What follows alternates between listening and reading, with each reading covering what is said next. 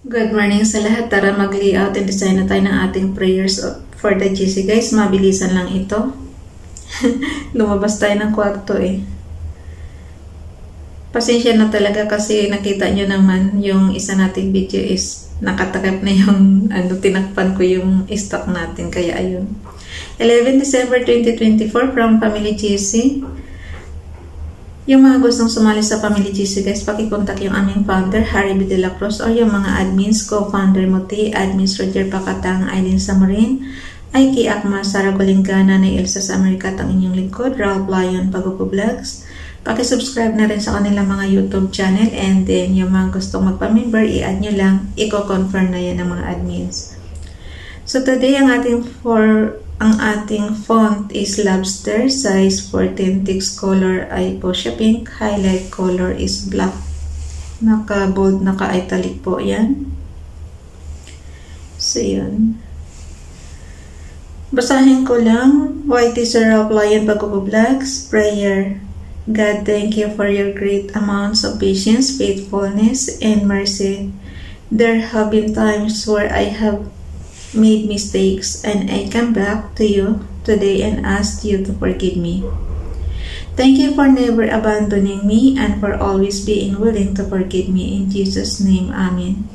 Kay Princess Diane Channel naman, inano lang natin, kinapi lang natin yung kanyang binigay sa atin. Dear Lord, as we rise to meet its new day, please let us be filled with your spirit wherever we go. Let us spread love, joy, peace, goodness, and faithfulness. Let us decide to become more like you and to worship you in all we do. Help us to desire these things so much more than the sin and entices us. Thank you for always going before us. In Jesus' name, Amen. So, ang ginawa natin guys is screenshot lang yan and then crop and then dalhin na natin sa ating slides apps. Basahin natin yung ating repost prayers doon.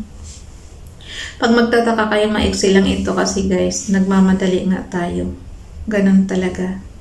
So, punta tayo sa slides number 11. Para hindi lang tayo ma-absent ba? Ayaw ko kasing ma-absent talaga.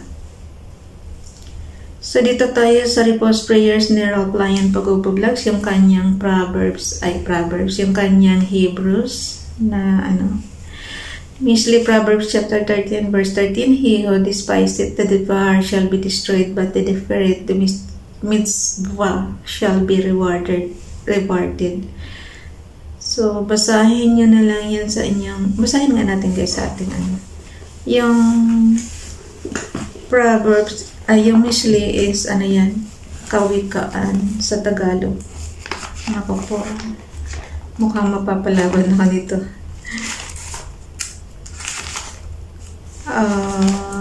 Saan ba yung guys?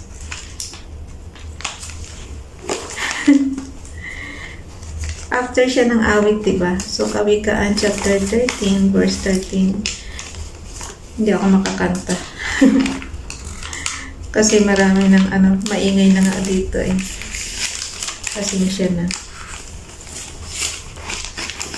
Ganun talaga. So, 13 verse 13. Nako po. Maingay na yung sa taas namin. 13. Ang nagwawalang bahala sa payo ay hahantong sa sariling kapahamakan. Oh. Ngunit ang nagpapahalaga sa utos ay gagantipalaan. So, yun guys. Yung mitzvah pala is utos.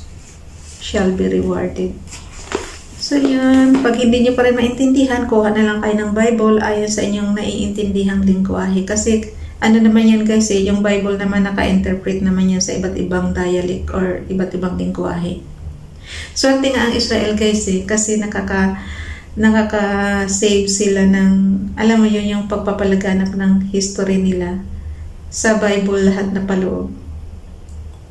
Pero syempre, noong panahon pa yan ng hindi na natin alam yung kasalukuyan kasi yan, yan noong araw pa.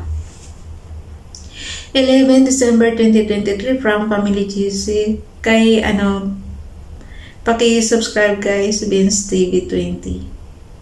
Never underestimate the power of prayers. Just when you think it is over, God sends you a miracle. Amen. Thank you. Last year niya yan binigay. Kay Princess Diane channel naman, and to know the love of Christ with positive knowledge, that you might be filled with all the fullness of God. Ephesians chapter 3 verse 19. So yun, screenshot lang yan, and then crop, and then dalhin na natin sa ating sa ating sheets apps. Ito yung sasabi ko sa inyo lagi, kung marunong kayo sa Microsoft Office Excel, pareho lang ang environment nito, mayroong column, mayroong rows.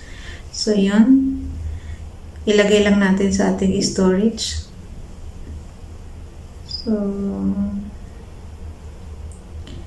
11.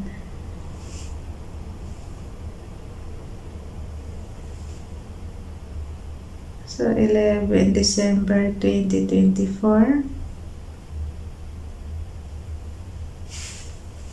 Lagay na natin dyan.